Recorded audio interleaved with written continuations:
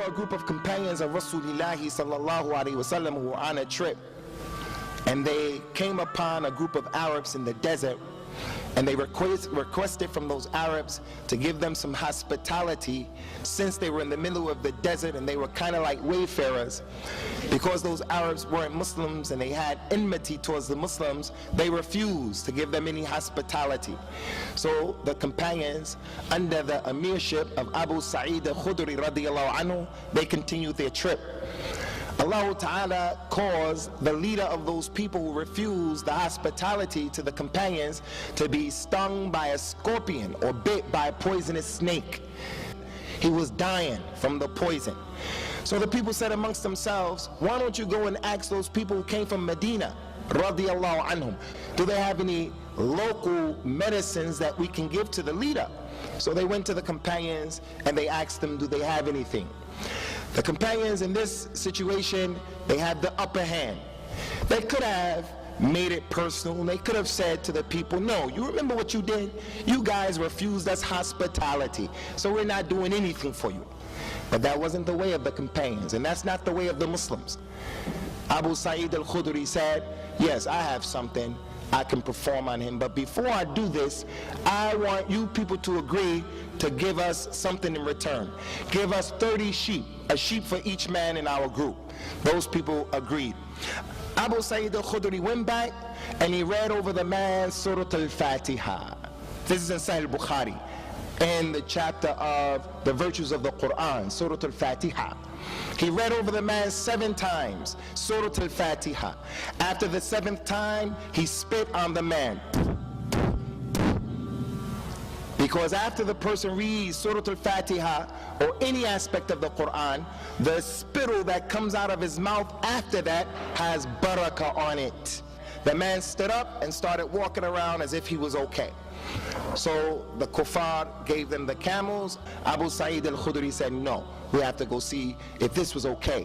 We have to ask Rasulullah sallallahu alaihi wasallam. When they got to Medina, they told him the story. Rasulullah said to Abu Sa'id al-Khudri sallallahu alaihi wasallam, he said, وَمَا يُدْرِيكَ أَنَّهَا رُقْيَةٌ. How did you know, Abu Sa'id, that Surah al-Fatiha was a ruqyah?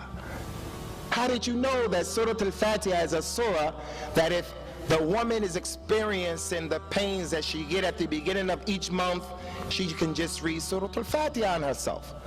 The person who's suffering from some type of sickness or disease, before spending money to go to the doctor or here or there, he uses the Quran.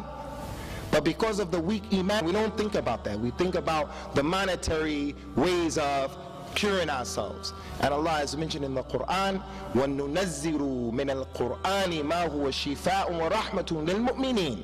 We have revealed in the Quran that which is a shifa and a rahmah to the believers. It will take away, wallahi, some of the more serious diseases that people are dealing with. But you have to have iman. So, Surah al-Fatiha is, without doubt, the greatest surah of the Quran. Bismillahir-Rahmanir-Rahim.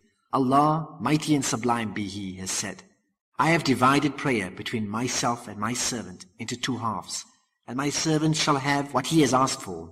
When the servant says, Alhamdulillahi Rabbil Alameen, Allah, mighty and sublime be He, says, my servant has praised me. And when he says, Ar-Rahmanir Rahim, Allah, mighty and sublime be He, says, my servant has extolled me. And when he says, Malik Yawmiddin, Allah says, my servant has glorified me. And on one occasion he said, my servant has submitted to my power. And when he says, إِيَّاكَ نَعْبُدُ وَإِيَّاكَ نَسْتَعِينُ, he says, this is between me and my my servant shall have what he has asked for. And when he says, اهْدِنَا الصِّرَاطَ الْمُسْتَقِيمِ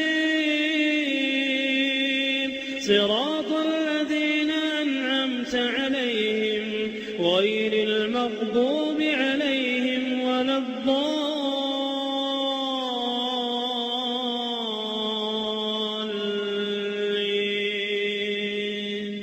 he says, This is for my servant, and my servant shall have what he has asked for.